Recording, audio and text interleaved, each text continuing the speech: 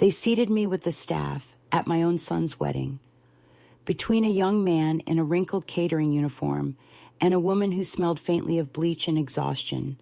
The table was round and pushed near the service door, where the waiters came in and out carrying trays of champagne and half-eaten appetizers. I remember the soft hiss of the door closing behind them, and how, every time it swung open, a gust of kitchen air hit my face, hot, metallic, full of steam and garlic. I sat there, hands folded in my lap, pretending to admire the floral arrangements I had paid for. That's what I did all evening. Pretend not to notice the looks, the omissions, the silence. Pretend not to hear my own son laughing across the room without ever looking in my direction. Pretend I was a guest and not the ghost of the person who built the very roof above them. They said the seating chart was complicated, that there weren't enough places near the main table, but there had been enough money when I signed the checks, enough warmth when they needed the deposit paid, enough space for me to fit into every financial hole they had dug along the way. The moment the bills were cleared, my presence became a problem to manage. The music was soft at first, strings and piano, the kind meant to sound expensive. I watched them dance, the bride with her pale shoulders gleaming under the lights, my son standing tall beside her, smiling that polite, camera-ready smile he must have practiced. I thought of the first time I saw that smile, when he was 8, missing a tooth, standing beside a trophy he barely won at school. Back then, the smile was crooked, real, full of pride. Now it was symmetrical, designed. I wanted to tell him that he looked like someone who had been taught how to be admired, but never how to be seen. But I didn't move. At 78, you learn that moving, interrupting, can ruin other people's photographs. The woman beside me asked if I worked for the family. She said it kindly, as if she didn't mean anything by it, but I heard the hesitation, the careful way she avoided the word guest. I told her no, I was his mother. She looked startled, then smiled too brightly. "How lovely," she said, as though she'd just discovered an antique in a thrift store. Unexpected, slightly embarrassing, but still worth a nod. She turned away quickly. The air felt thicker after that.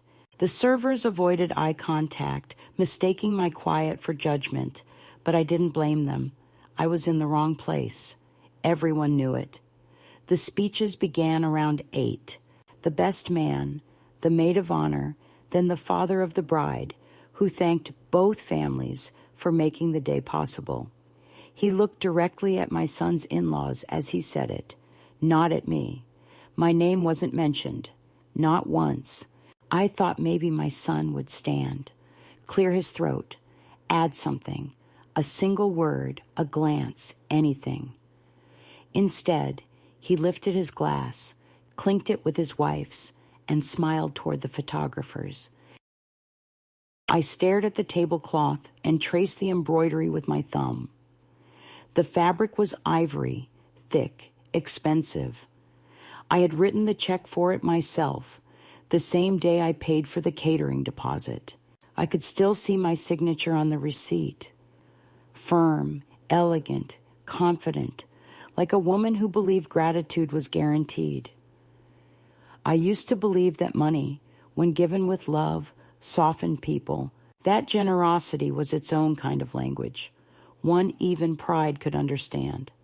But sitting there, next to the cleaning staff, I realized generosity had only made me easier to erase. I had become a background donor, a silent investor in other people's stories. I could hear the band tuning up again, the laughter swelling. Someone spilled wine near my chair, and a young waiter rushed to wipe it with a white cloth, apologizing under his breath. He looked so young, his hands shaking slightly, and for a second I wanted to tell him it was all right, that mistakes happen, that I'd made bigger ones in my life. Instead, I just nodded and smiled, the kind of smile that costs energy you never get back. They had chosen a beautiful venue, a renovated vineyard outside the city, all white arches and candlelight. I'd seen the place in the brochures when we planned it together, or rather when I was told what to pay for. "It'll be magical," my son had said on the phone, his voice tight but excited. "It's a lot, but we'll pay you back when things settle." I said yes before he finished the sentence. I always said yes, because what else could a mother do when her son finally sounded happy after years of struggle? I wanted to give him the kind of day I never had. I wanted him to feel like he'd arrived somewhere. But I didn't expect the destination to be so far from where I stood. At some point during dinner, one of the guests, an older man in a tailored suit, leaned over and asked how I knew the couple. I told him again that I was the groom's mother. He blinked, then recovered quickly, complimented the dessert, and changed the subject. Later, I overheard him telling someone near the bar, "I thought she was with the catering company." The words were casual, not cruel, just careless. That's the thing about casual cruelty. It doesn't announce itself. It drips, slowly, over years, until one day you realize you've been standing in a puddle that's yours to mop up. The hours dragged. I picked at the food, watched the lights flicker across the dance floor, listened to the DJ call for the parents to join for a special dance. The bride's parents floated forward, beaming, elegant, perfectly in step. My son didn't look for me. He didn't even scan the crowd. He just kept moving, one arm around his new family, as if I were already gone. I thought maybe he'd forgotten I was supposed to be part of that dance. Then I realized he hadn't forgotten. He'd chosen, and that somehow was worse. Outside, through the tall glass doors, I could see the night pressing down on the vineyard, the rows of vines glimmering faintly under the string lights. It should have been beautiful, but all I saw was distance, between tables, between generations, between what I gave and what they remembered. I wondered, not bitterly but plainly, what kind of man he'd become, what kind of woman he'd married, and what kind of mother I'd been to make this moment possible. Because humiliation doesn't arrive out of nowhere. It's cultivated, fed by years of small silences and swallowed apologies. I thought of the times I had excused his coldness, his distracted phone calls, his quick visits at holidays. "He's busy," I'd say. "He has a life." But sitting there, surrounded by laughter that didn't include me, I understood that he had built that life partly from the pieces I'd handed him, and now he couldn't stand the sight of the hands that made it possible. A photographer approached our table once, camera ready, and then hesitated. He must have realized he was at the wrong table. "Sorry, ma'am," he muttered and backed away. I almost laughed. There was something absurdly perfect about it, a professional omission, tidy and efficient. When the bride and groom cut the cake, the crowd gathered in a bright golden cluster. I stayed seated, too far to be in the frame, watching the flash of cameras like distant lightning. My son's voice carried across the room, full of gratitude for everyone who made the day possible. Everyone but me. I felt no tears, just an odd, cool calm. It was the same feeling I'd had years ago when I buried my husband. The quiet knowledge that something had ended long before anyone said the words aloud. When the dancing resumed, I slipped off my shoes under the table. My feet ached, my back stiffened, but I didn't move. I was afraid that if I stood, I might walk straight out and never come back. Or worse, that no one would notice if I did. Somewhere between the music and the laughter, I realized I had already left. The rest of me was just catching up. It happened during the speeches, though I suppose it had been happening all along, quietly, invisibly, in every choice they made leading up to that night. But the real cut, The moment when the truth arrived so plainly that I could almost hear the air changing came when the bride's father took the microphone. Until that moment, I had sat there, mostly still, half listening to the toasts, nodding at the polite laughter that rippled through the room, my face fixed in what I hoped looked like maternal pride. The wine had gone warm, the candles melted low, and the photographer had moved on to other tables where the light was more flattering. I had been waiting for my son to speak, for even a small acknowledgement, some brief sentence that would confirm I was not a ghost haunting the celebration. But when the father of the bride cleared his throat, tapped the glass, and said he had one last thing to share, I realized it wasn't my son's voice I would hear at all. He was a large man with the kind of presence that takes up more space than it deserves, his face flushed with wine and good fortune. His wife dabbed at the corners of her mouth with a linen napkin, smiling proudly as he began his speech. He said all the expected things, how radiant his daughter looked, how proud he was of the man she had chosen, how blessed both families were to be united on such a perfect day. His voice boomed through the hall, confident and easy, the kind of voice that had probably built a career and a reputation in equal measure. And then he turned suddenly toward my table. "And I'd like to take a moment," he said, "to thank the wonderful lady over there, the one responsible for making tonight possible. This incredible woman paid for everything. Let's give her a round of applause." For a heartbeat there was silence, the kind of silence that doesn't belong in a wedding hall. Every head turned toward me. The servers paused mid-step. Even the band fell quiet. I felt the weight of 100 eyes pressing against my skin, a warmth rising in my cheeks that was not pride, but exposure. The father of the bride, pleased with his flourish, lifted his glass in my direction, waiting for me to acknowledge the compliment. My son's face, somewhere near the head table, went white. The bride's smile cracked, her hand tightening on his arm. I think she whispered something, maybe his name, maybe a curse. I couldn't hear. All I heard was the blood moving in my ears like distant surf. I lifted my glass slightly and smiled, not wide enough to seem proud, not small enough to look hurt, just enough to let the moment pass without giving anyone the satisfaction of my embarrassment. The applause came, hesitant at first, then scattered, confused, polite. It died quickly, replaced by the kind of low chatter people use to cover discomfort. I don't know what the man meant to do. Maybe he thought he was honoring me. Maybe he thought truth was a kind of generosity. Maybe he was just showing off how much he knew. But the truth, when revealed without tenderness, becomes a blade. And that's what it felt like, a small public cut, deep enough to bleed, but not enough to kill. My son didn't look at me. He turned to the bride's father, said something with a forced laugh, and the music resumed as if the interruption had been part of the plan. But nothing after that sounded the same. Every note, every cheer, every clink of glass landed wrong, hollow, like a celebration performed after the meaning had gone out of it. I stayed seated, though every instinct told me to leave.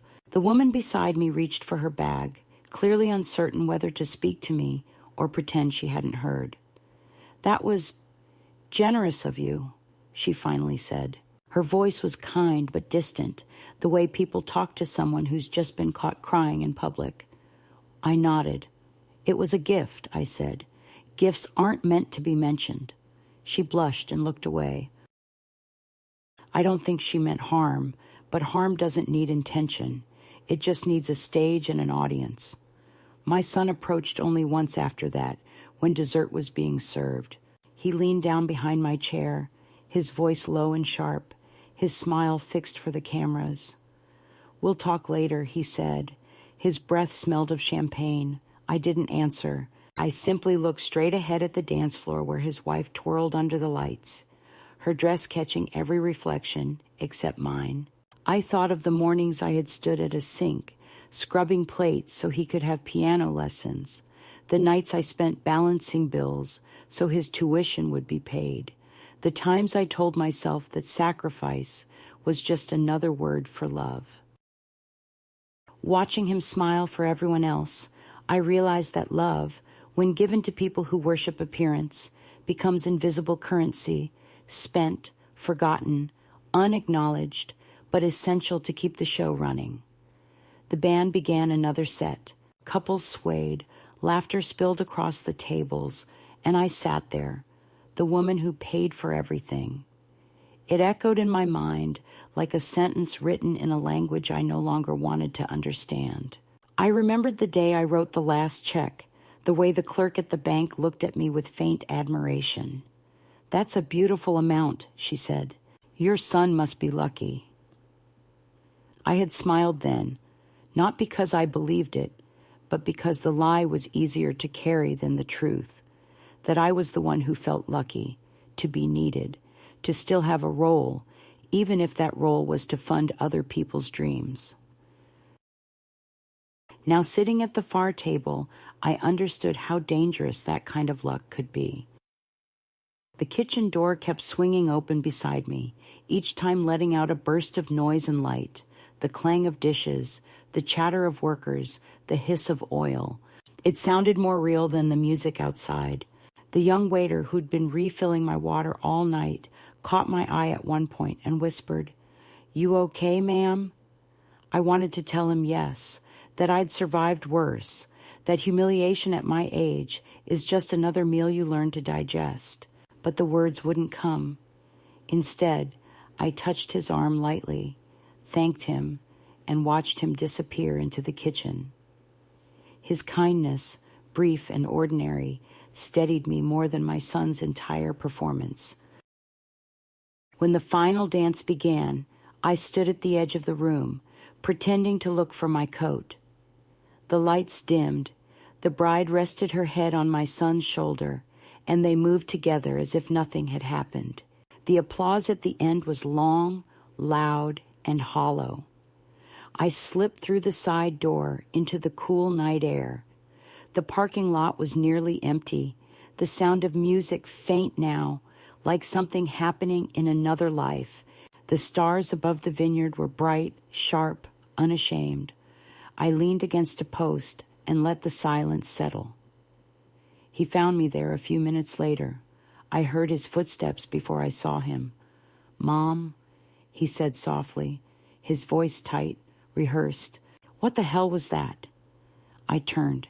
His jacket was open, his tie loosened, his expression half pleading, half accusing.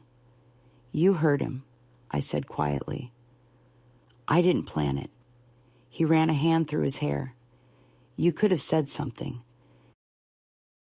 Stopped him. I almost laughed. Stopped him from telling the truth? He winced. It wasn't the time. It made us look. He stopped himself. "Like what?" I asked. "Ungrateful?" He didn't answer. The silence between us stretched, elastic and dangerous. He looked, "Just don't make this into a thing." I thought about all the years I'd spent not making things into things. The birthdays I downplayed, the disappointments I swallowed, the insults I softened in translation. I thought of every time I'd chosen quiet over conflict, believing it was dignity when really it was exhaustion. I met his gaze and said, "I already didn't make it a thing. Everyone else did." He opened his mouth, then closed it again.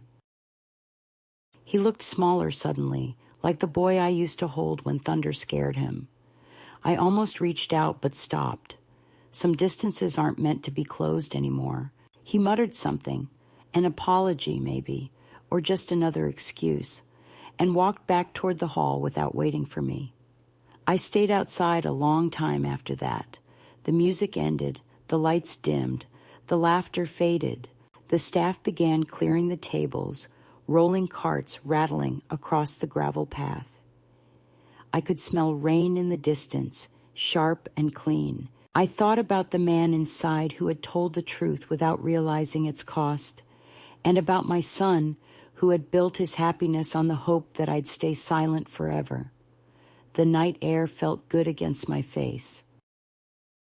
For the first time in years, I wasn't waiting for anyone to come get me. I knew exactly where I stood, outside, uninvited, and free.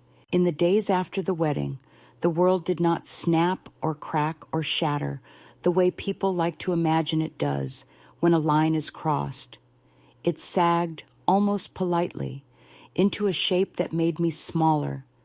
And the worst of it was how well everyone seemed to know the choreography, as if my invisibility had been rehearsed long before the band played the last slow song and the staff stacked the chairs. The first morning I woke to a message from the florist thanking me for authorizing the midnight overage to replace wilting centerpieces, a charge I had never discussed, followed by a smooth note from the venue about extending the bar by an hour per your approval, which I had not given, and then a cheerful email from the photographer confirming the premium album upgrade, as requested by the family, meaning not me, with a firm reminder that rush processing would hit the same card I had placed on file months earlier when trust still felt like love and love still felt like a safe bet.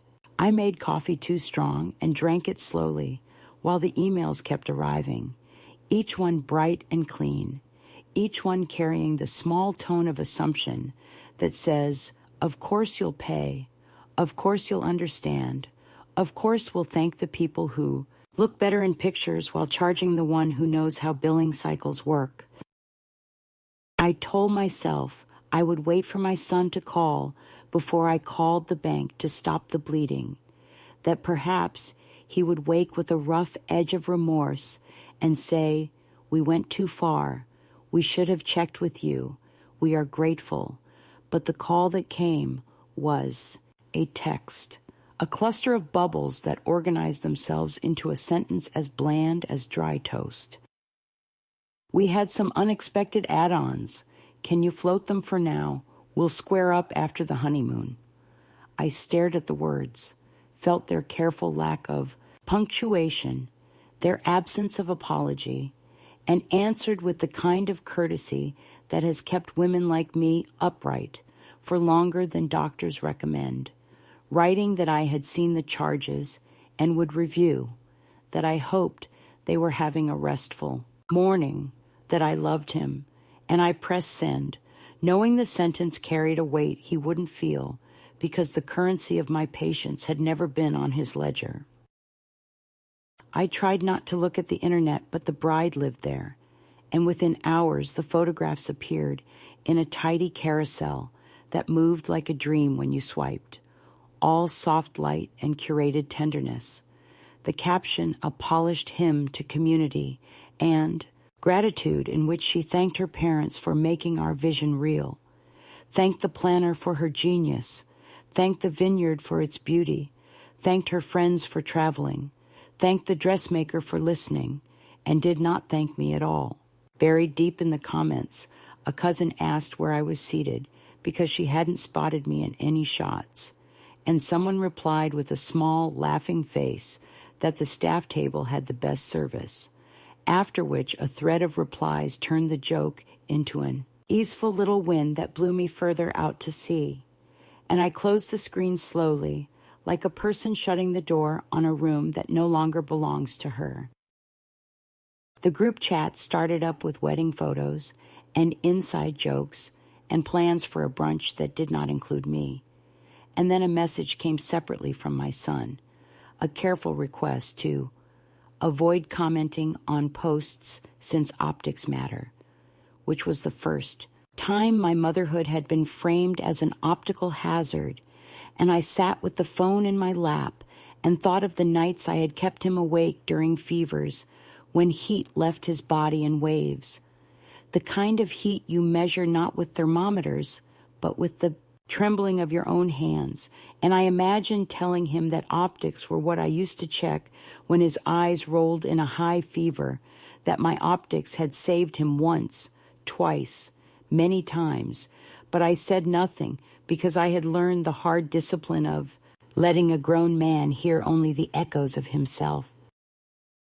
The invoices kept blooming in my inbox like stubborn weeds, and when I called the planner to ask why my card had become the altar upon which every last-minute wish was sacrificed, she explained, in the soothing tone people use with the elderly and the agitated, that the family typically consolidates billing for efficiency.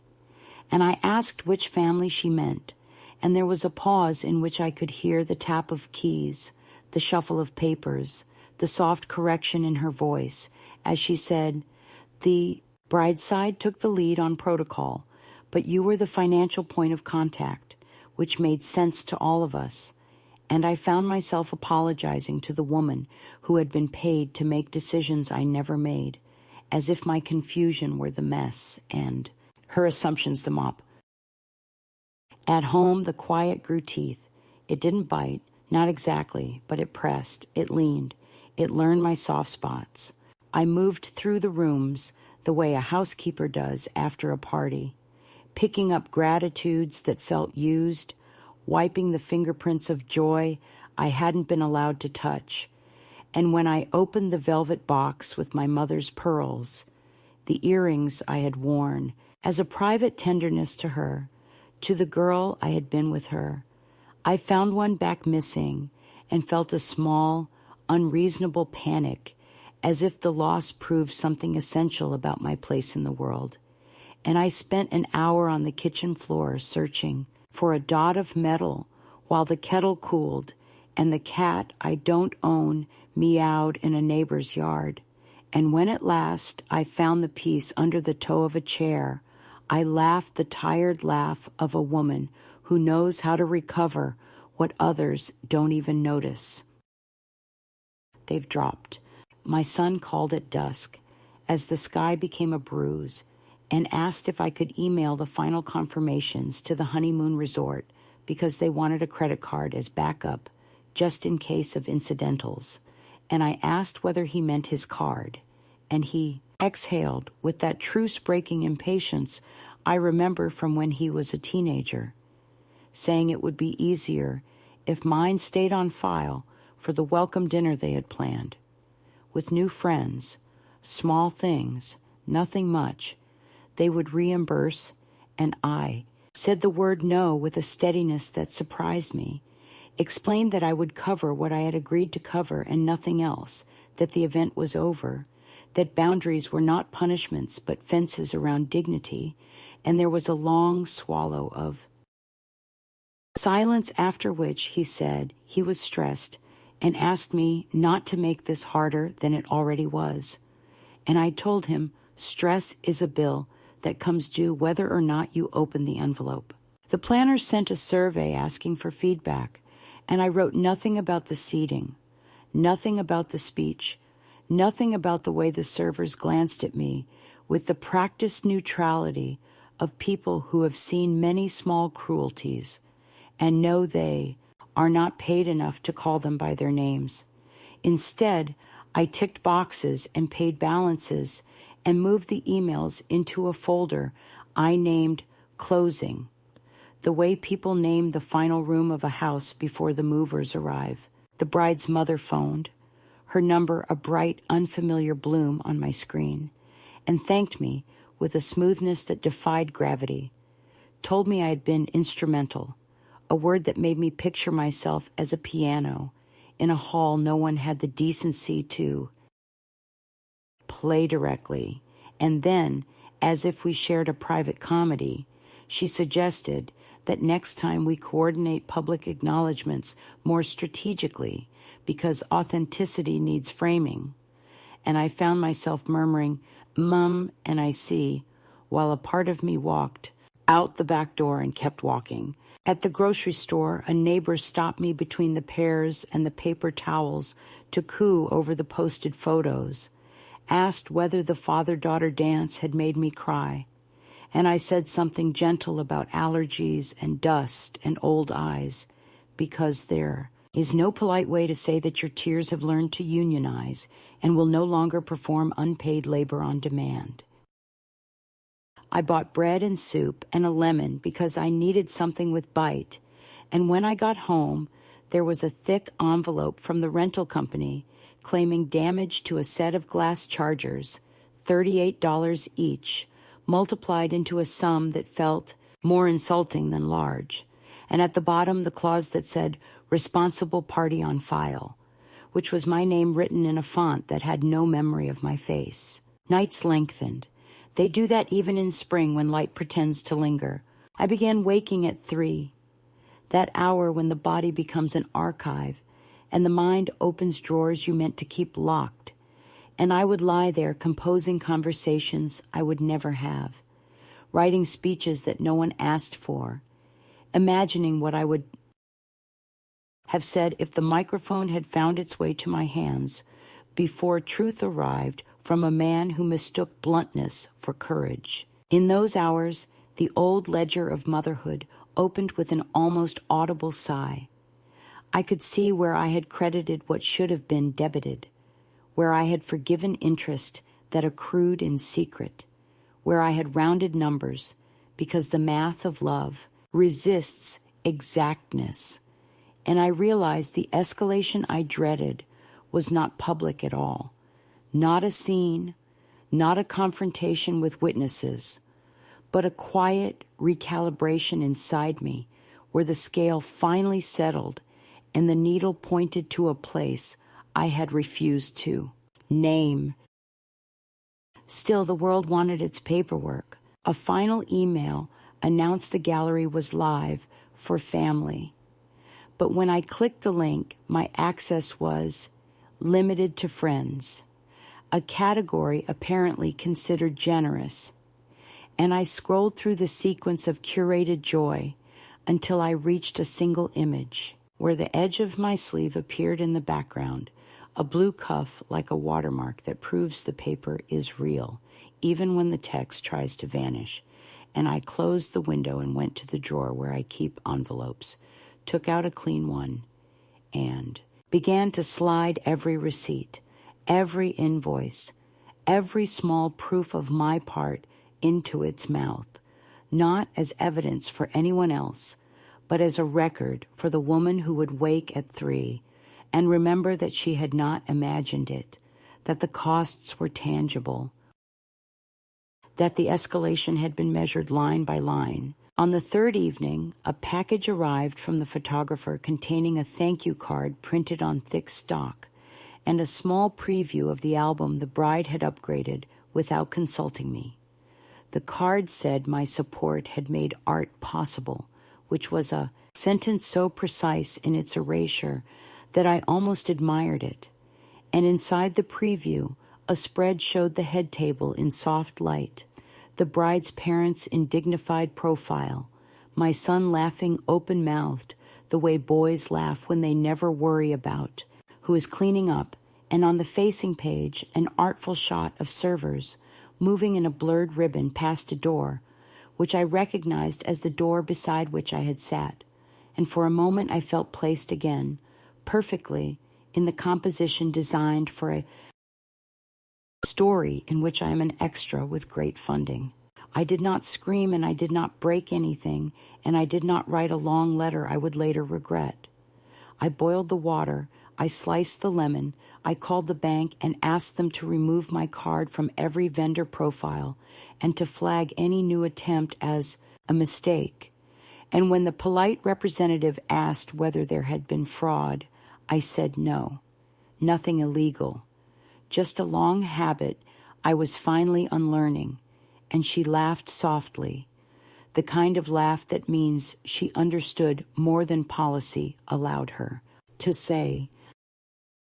Then I put on my mother's pearls with the restored backing because I needed to feel something that closed securely, and I sat at the table with the envelope of proofs and a pen and wrote my name on the flap in large, steady letters, because in a world where people try to own what you give, the smallest escalation toward yourself can look like that.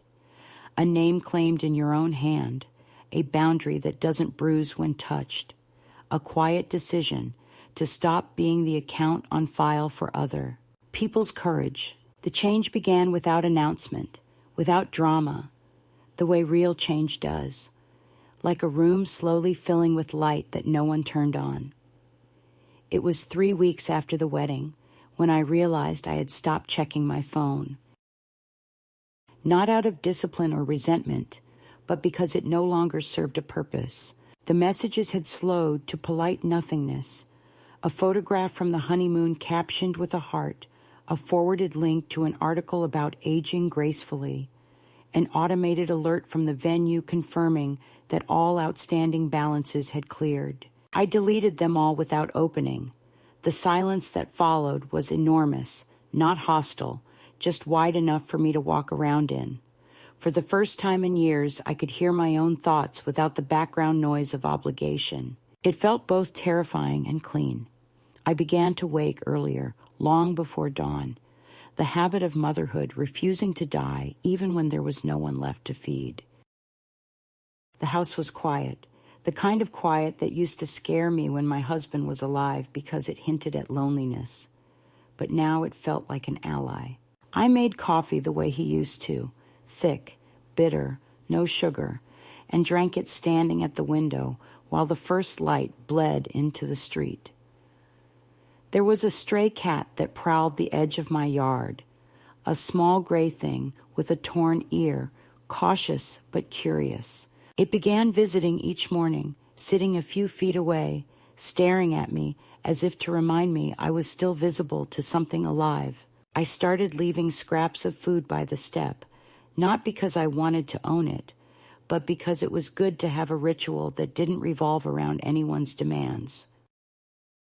One morning, I walked to the post office with the envelope of receipts from the wedding.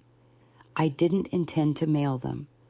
I simply wanted to feel their weight in my bag as proof that the story had happened, that I hadn't dreamed it all. The clerk recognized me. Small towns have long memories, and asked how the wedding went. Her voice was kind, genuinely curious, so I said it was beautiful. I didn't elaborate. She smiled and told me her daughter was getting married in June, that they were already behind on planning, that she couldn't believe how expensive everything had become. I wanted to tell her to be careful, to draw a line between love and guilt before they blur into the same color.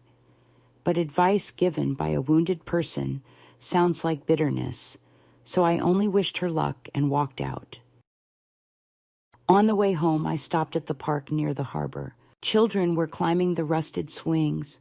The air smelled faintly of salt and old metal, and the bench where I sat had a carved inscription that said, "In memory of all who loved and were loved." I sat there a long time, reading those words until they lost meaning and became rhythm. That was when I felt it, the shift. Not forgiveness, not yet, but an opening, a space in which I could stand without apology. I took out my phone, scrolled to my son's contact, and stared at it. Then I did something small but enormous. I removed the star that marked him as a favorite. It was nothing, and it was everything. The next day I cleaned the house, not the nervous cleaning of distraction, but the deliberate kind that comes with reclaiming territory. I boxed up old photographs, framed certificates, the china I had been saving for family dinners that no longer existed. I found his childhood drawings in a folder, faded crayon lines of superheroes and houses and stick figures labeled Mom and Me. I sat on the floor and studied them, wondering when exactly the distance began. Maybe it was gradual, like water wearing down a stone. Maybe it was always there, hidden beneath the need to be good, to be useful, to be thanked. I kept one drawing, a messy picture of a blue house with a crooked sun, and put it on the fridge. Not as nostalgia, but as evidence that once there had been warmth. Around the same time, I began walking again. The town had changed since I last paid attention. New cafes, a yoga studio, a thrift store where the hardware shop used to be. I walked slowly, my hips reminding me of their limits, but the rhythm felt right. There was something comforting about moving at a pace that matched my thoughts. In one of the shop windows, I saw a sign that read, "Help wanted, part-time early mornings." It was a small bakery, nothing fancy, just a narrow room that smelled of yeast and cinnamon. On impulse, I went inside. The woman behind the counter was maybe 40, flour on her hands, no patience for small talk. I asked if the position was still open. She looked me up and down, skeptical. "You sure you want to be up before dawn?" she asked. "I already am," I said. She laughed, handed me an application, and told me to come back tomorrow for a trial shift. That night I slept better than I had in months. Not because I expected anything grand, but because I had a reason to set the alarm. At 4:30 I woke, pulled on an old sweater, tied my hair back, and walked through the still dark streets toward the bakery. The air was cool and smelled of rain. When I arrived, the front door was propped open, and the owner, her name was Claire, was pulling trays from the oven. She pointed to a broom without preamble. "Start there," she said. I swept, wiped counters, arranged pastries, filled paper cups with black coffee for the first customers who drifted in before sunrise. The work was simple, almost meditative. By 7, my hands ached, but in a clean way. Claire handed me a croissant and nodded toward the small table by the window. "Take 5, she said. The pastry was warm, the butter real. I ate slowly, watching the light crawl across the floorboards, and realized I had gone a whole morning without thinking about the wedding. By the end of the week, Claire offered me regular shifts. "You're steady," she said. "That's rare." I told her steadiness was what happens when life stops giving you choices. She didn't laugh, but she understood. There's a kind of camaraderie among women who've lived long enough to stop pretending that endurance is anything but survival in decent clothes. I worked 3 mornings a week, cash under the counter, nothing formal. It wasn't about the money, it was about motion, belonging somewhere that didn't require performance. Sometimes customers tried to make conversation, but most just wanted their coffee and quiet, which suited me fine. After my 3rd paycheck, I bought myself a small gift, a navy wool coat from a second-hand store. It wasn't new, but it fit perfectly, the lining still intact, the buttons heavy and reassuring. When I slipped it on, I felt the faint echo of my younger self, the woman who used to dress with purpose, who believed leaving the house was an act of participation in the world. I walked home through the drizzle, the coat absorbing the scent of wet air and bakery sugar.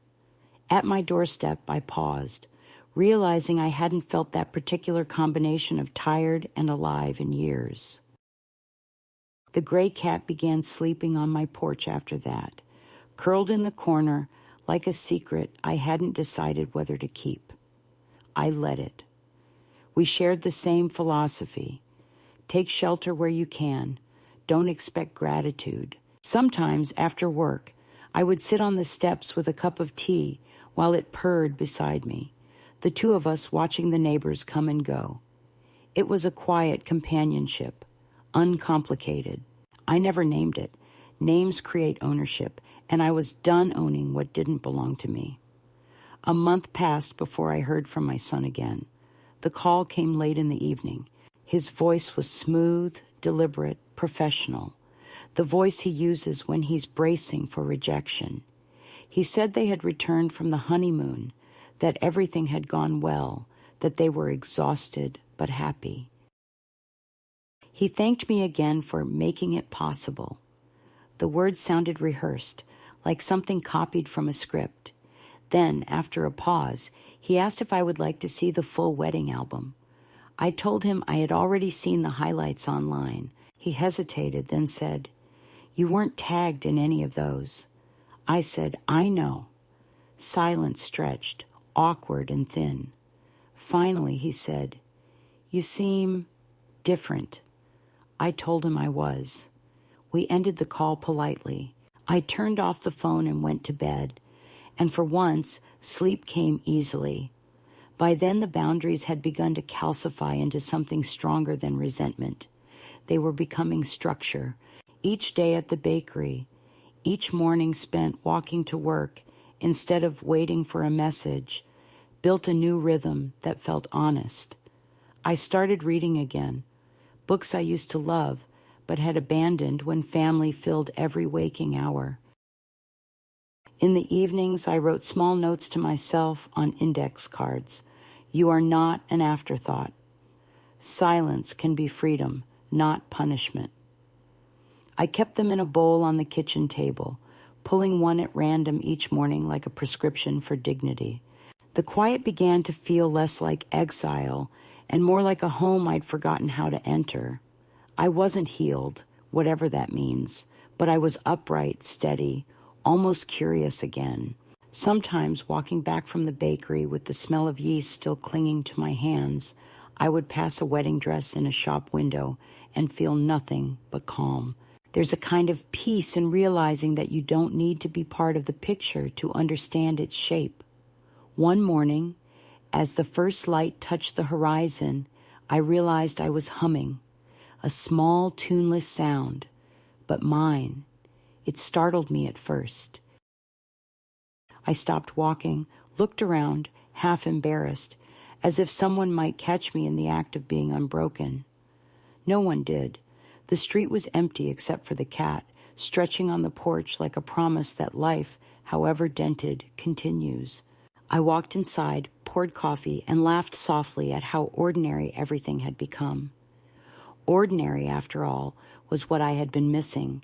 It was early autumn when the calm began to tilt again, slowly at first, like a picture frame coming loose from the wall. The bakery had settled into its rhythm, the air in the morning sharper now, and the customers carried the faint smell of wood smoke on their coats.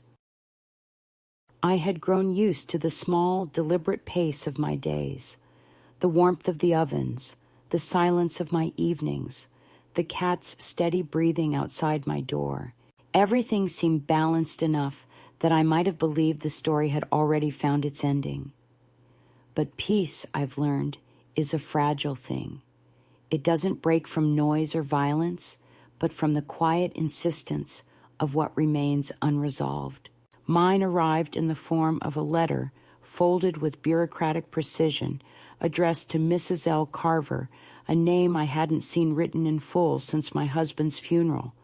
The return address was my son's law firm, though the handwriting was his. I placed the envelope on the kitchen table and stared at it for a long time before opening it. Inside was a formal invitation printed on thick cream paper, a dinner to celebrate our partnership with Connell and Grant. Below, in smaller letters, we would be honored if you could join us, Friday at 7, the Ashton Hotel. A note in his handwriting was attached. Please come, Mom. It would mean a lot to me and to Emily. I'll have a car pick you up. There was no signature, just the initials that looked rushed, almost guilty. I held the invitation for several minutes before setting it down. I knew what it meant. A public gesture, a carefully placed reconciliation, not out of love, but convenience. The firm had built a reputation on family values, philanthropy, social polish.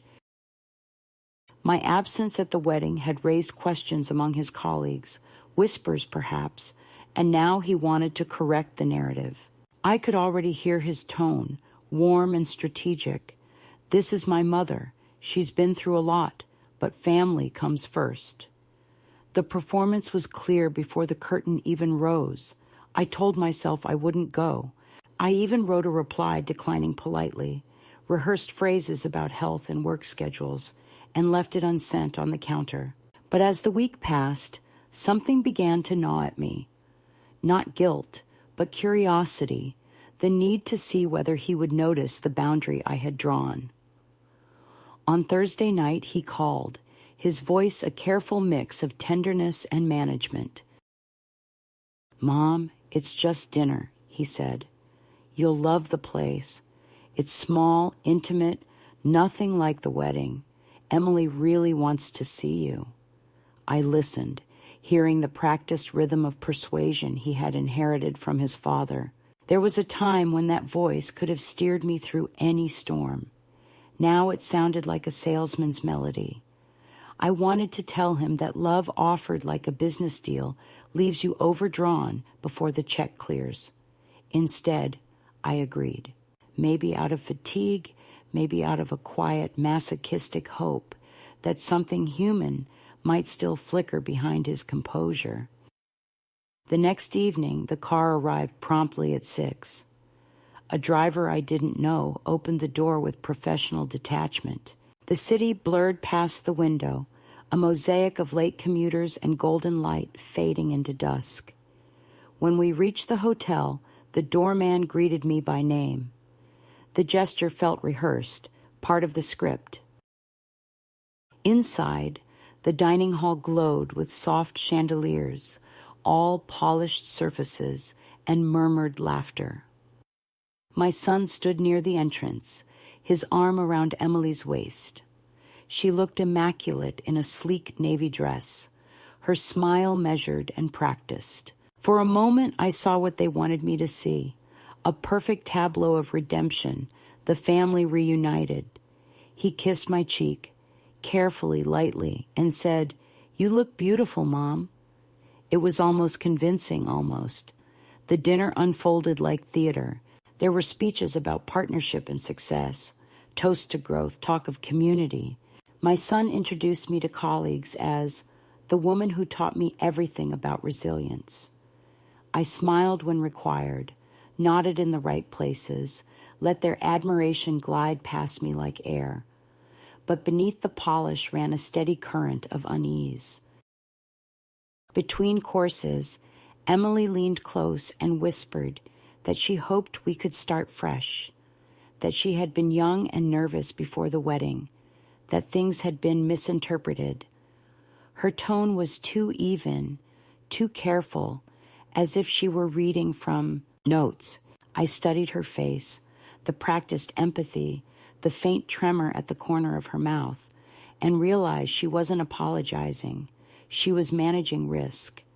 The reconciliation was a project, not an emotion. Then came the moment that cracked the room's polite surface. One of the senior partners, a man with the smile of someone used to admiration, raised his glass and said how inspiring it was to see a family that values hard work and sacrifice. He gestured toward me. "Especially your mother," he added. "I've heard she made quite an investment in your big day. Not every parent would do that." The table chuckled, polite laughter meant to smooth over discomfort. My son's jaw tightened. "We don't need to bring that up," he said lightly, but the tone betrayed him. The partner laughed again, unfazed. "Oh, come now. Gratitude looks good on a man. Don't be shy about it." For a heartbeat, the entire room seemed to shrink. I felt their eyes flick toward me and away again, the collective breath of people who sense tension but prefer not to witness it. My son's hand twitched on his wineglass. He forced a smile. "Of course, I'm grateful," he said, glancing at me with a kind of desperate civility. "None of this would have been possible without her." The words, intended as balm, landed like another wound. It was not the gratitude that hurt, but the audience, the spectacle of it, the way every emotion in his life seemed to need witnesses now, validation written into the lighting design. I wanted to tell him that love without privacy isn't love at all, just theater with better costumes. Instead, I raised my glass and said, "I'm glad you remember." Afterward, the conversation stumbled back into safe territory. Investments, travel, real estate, but the surface had already cracked. Emily kept glancing toward the partner, her smile too bright, her hand tightening on my son's arm whenever his voice slipped.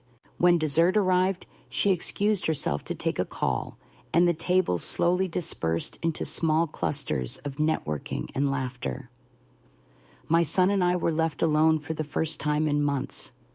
The silence between us felt both heavy and hollow. He leaned forward, elbows on the table, and said quietly, "Why did you have to say that?" I looked at him, at the faint lines forming near his eyes, the strain of constant control. "Say what?" I asked. "That I'm glad you remember? Is memory now impolite?" He exhaled sharply, glancing around to make sure no one was listening. "You know what I mean," he said. "You always twist things." I almost laughed at that, the irony so perfect it hurt. "I twist things," I said softly. "I gave you everything straight for years, and you turned it into something crooked to fit your comfort." His face hardened. "This isn't the place," he said. "No, it never is," I replied. "Not at the wedding, not at dinner, not at your office. There's never a place for the truth, only for the version that photographs well." His eyes flashed. "You're doing it again," he said, "making it about you." I leaned back, the exhaustion settling in like a tide. "It's always been about you," I said. "That's the problem." He pushed his chair back abruptly, muttered something about needing air, and walked away. I stayed where I was, surrounded by empty plates and the faint echo of music from the next room. A waiter approached hesitantly, asking if I was finished. I nodded.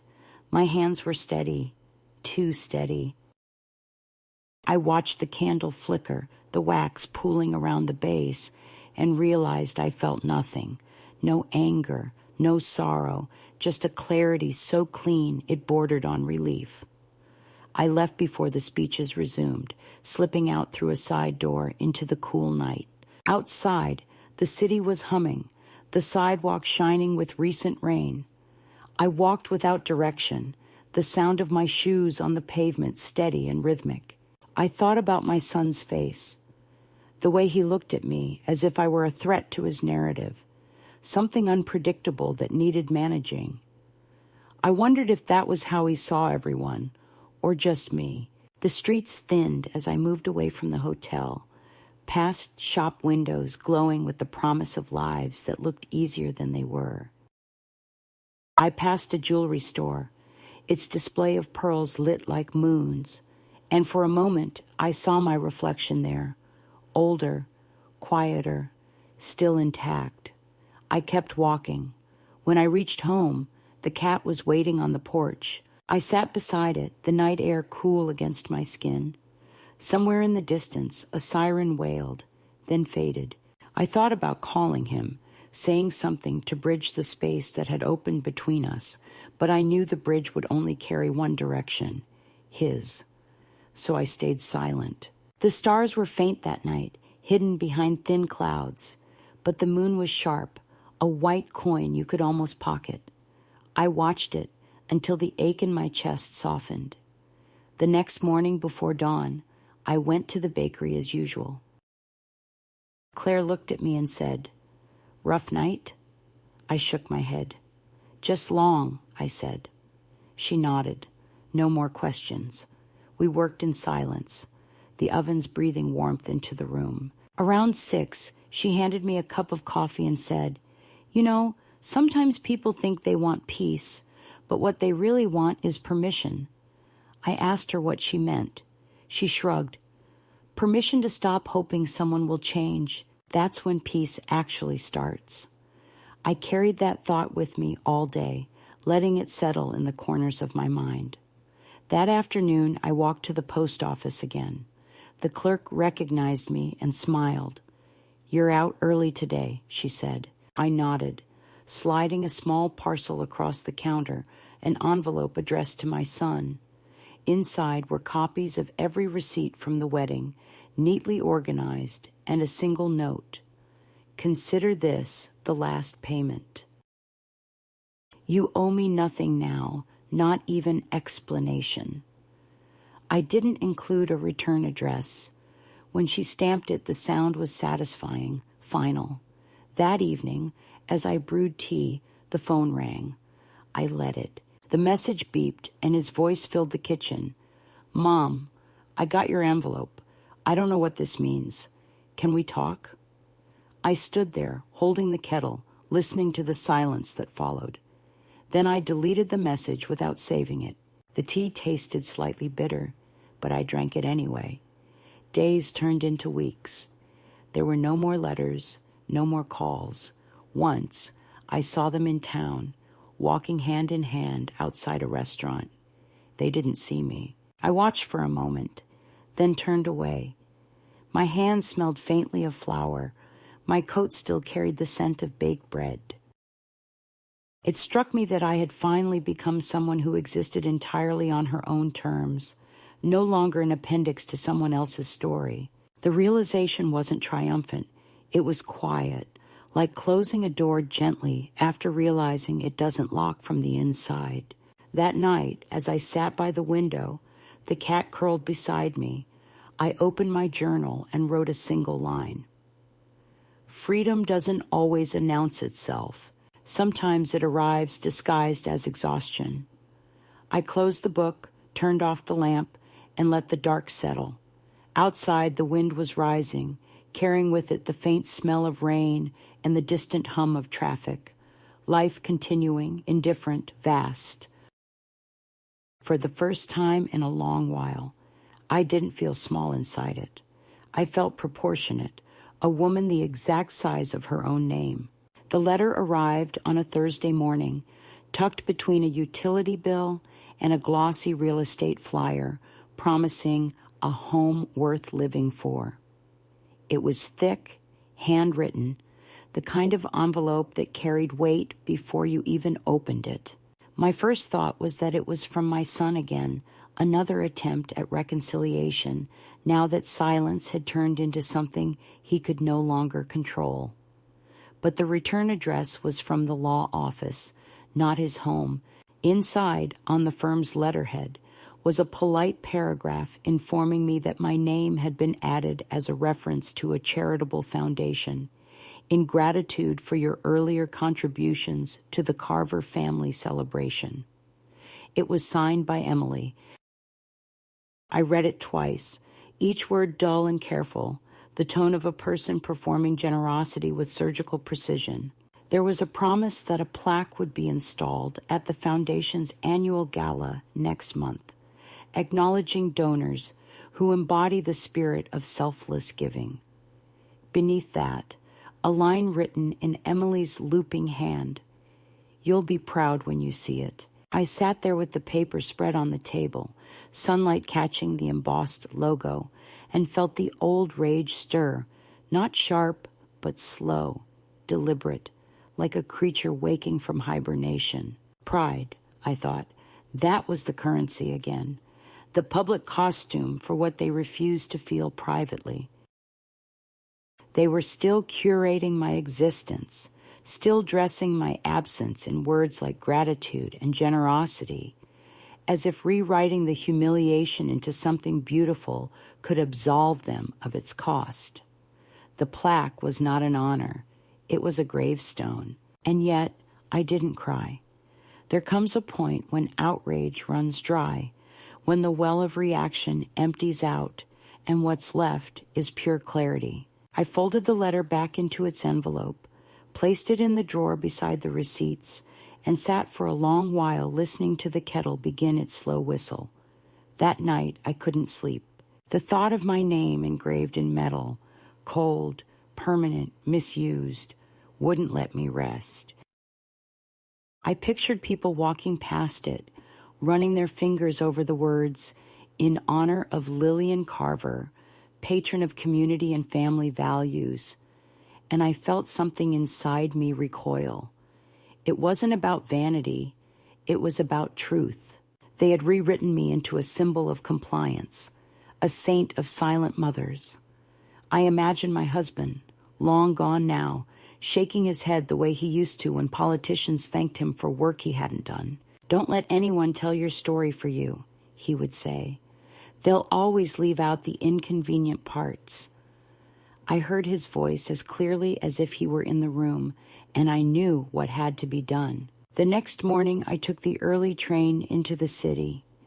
The platform was still wrapped in fog, commuters moving in half-light, their faces hidden behind cups of coffee and the blue glow of phones.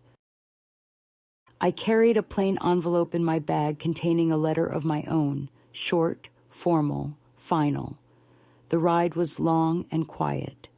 I watched the fields turn to warehouses, the warehouses to buildings, the buildings to glass.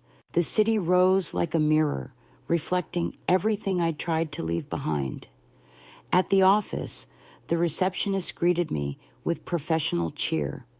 "Do you have an appointment?" she asked. "No," I said, "but he'll see me." My voice was calm, almost kind. She hesitated, then called upstairs.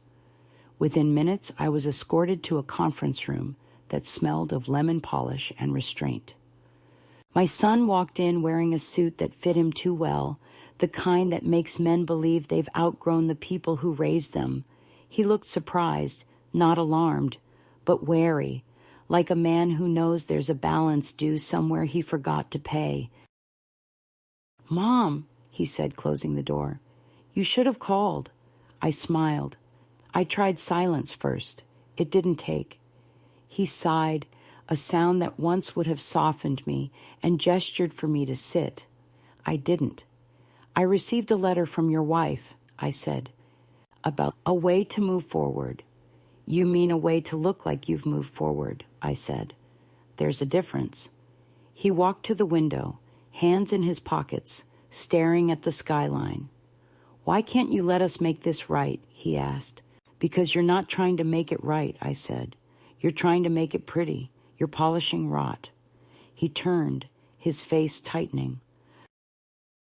"You think everything we do is about appearances, but maybe it's just our way of coping." I felt a small, bitter laugh rise. "Coping," I said. "You humiliated me in front of strangers, and now you want to cope by engraving my name next to a donation I didn't approve. That's not coping. That's laundering guilt." He moved closer, lowering his voice. "Mom, please, don't make this harder." I looked up at him, taller now, sharper, but still the boy who used to flinch when told he disappointed me. "I'm not making it harder," I said. "I'm finishing it." I took the envelope from my bag and handed it to him. He hesitated before opening it. Inside was a single sheet of paper. He read it silently, his lips moving slightly. It was a legal release form, drafted with the help of Claire's accountant friend at the bakery. It stated that I relinquished any further financial association or endorsement with the Carver family's charitable ventures, effective immediately, and prohibited the public use of my name without explicit consent. At the bottom, my signature, clear and deliberate. He looked up, startled. "You talked to a lawyer?" "A baker," I said. "She knows numbers better than anyone I've met in years." "This isn't necessary," he said, his voice rising. "It is," I replied. "I'm taking my name back." For a moment, we stood there in silence, the air between us heavy with all the things we'd never said. Then he laughed, a short, incredulous sound. "You really think this changes anything?" "It changes everything," I said quietly. "Because now, when someone says your mother gave you everything, they'll be right, but they'll know she stopped." He didn't answer. He folded the paper, placed it on the table, and said, "You're unbelievable." I nodded. "Finally, we agree on something." I turned to leave, but he called after me. "What do you want from me, Mom? An apology? Public humiliation? You win, okay? You win." I stopped at the door. "I never wanted to win," I said. "I wanted a son who didn't think love was a competition." Then I left. Outside, the air felt lighter, as if the city itself had exhaled. I walked without destination, the noise of traffic filling my ears like static. At a small print shop near the station, I stopped, went inside, and ordered a simple plaque of my own, The man behind the counter asked what I wanted it to say. I thought for a moment, then wrote it down. For Lillian Carver, who paid in full. He raised an eyebrow, but didn't ask. When do you need it? He said. Tomorrow, I replied. He nodded. The next day, after my shift at the bakery, I picked it up. It was smaller than I expected, brass, modest, almost pretty. I took it home, set it on the kitchen table, and stared at it until the evening light turned the metal to gold. Then I carried it outside to the garden, the one my husband had planted years ago when we still believed that roots could hold anything together. I found a patch near the lilac bush, cleared the dirt with my hands, and pressed the plaque into the soil. It caught the last of the sunlight, glowing softly, neither proud nor ashamed. I whispered the words out loud once, just to hear them in the air. Paid in full. The cat watched from the steps, its eyes green in the fading light. I sat beside it, dirt on my palms, the smell of earth and lilac rising around us. For the first time since the wedding, I felt the strange, still pulse of peace. Not forgiveness, not victory, just equilibrium. I thought of the foundation gala, of strangers clinking glasses under chandeliers, of my name shining falsely on their wall. They could have their medal and their speeches. Mine was already planted, humble and true, where the wind could touch it and the rain could soften its shine. That night I slept deeply, dreamless, like someone who has finally finished a long, complicated task. When I woke before dawn, the house was silent except for the faint purr of the cat. I made coffee, wrapped my coat around me, and went outside. The plaque was still there, glistening with dew. I knelt beside it, pressed my fingers into the damp soil, and whispered, "There you are." I wasn't speaking to the metal.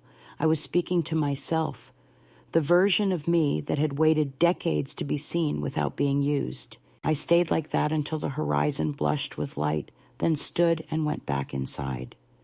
The kettle whistled, the day began, and everything, for once, felt earned. Winter arrived quietly, as if it had been watching from a distance, and only now decided I was ready for its company. The mornings turned pale.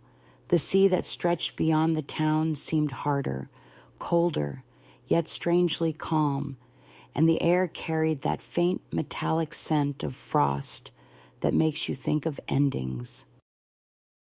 I had stopped counting the weeks since the day I buried the plaque in the garden. Life had settled into a rhythm I hadn't known was possible.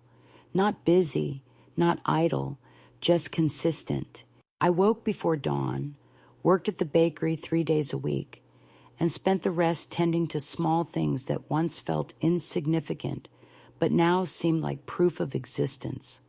Mending a loose button, oiling the hinges of a door, cutting oranges for the scent alone.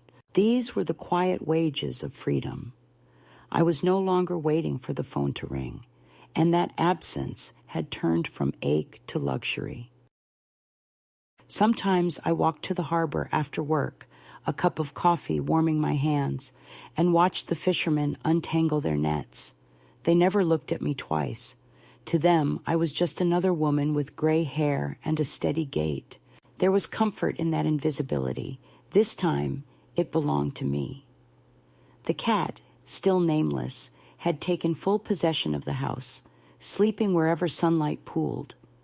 I spoke to it as one speaks to an old friend, without expectation of reply. In the evenings, when the sea wind rattled the windows, I would sit by the stove with a book open and the soft hum of the town fading in the distance. It wasn't happiness exactly, but it was something stronger, an accord with myself, like signing a truce after a long private war. It was in that calm that the last letter came. It arrived in mid-February, the envelope thin, addressed in my son's handwriting. For a moment I considered not opening it. The story had already ended, and I feared that even a single sentence could tug me back into its orbit. But curiosity, that old trickster, still lived in me. The letter was short, written in haste, perhaps after midnight. Mom, I heard about the foundation thing. They removed the plaque. I don't know if you care. I thought you should know. Emily's pregnant. I don't expect anything. I just wanted to tell you. There was no signature, only his name typed at the bottom by the computer's automatic setting. I read it once, then again, slower.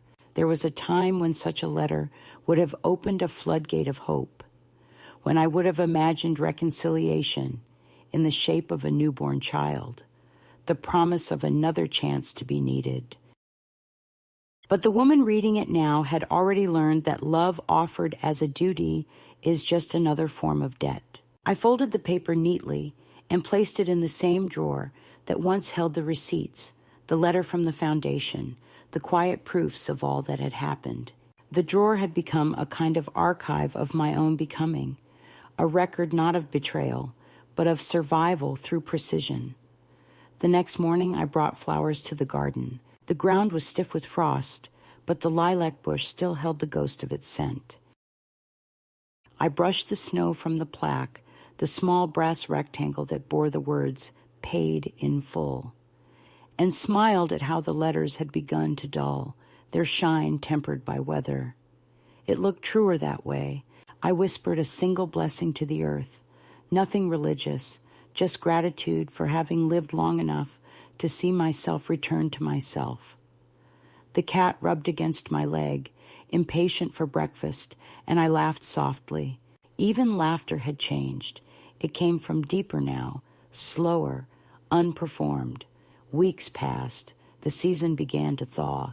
At the bakery, Claire decided to close on Sundays, and we spent our last long afternoon before the change sitting outside with mugs of tea, watching the light melt across the street.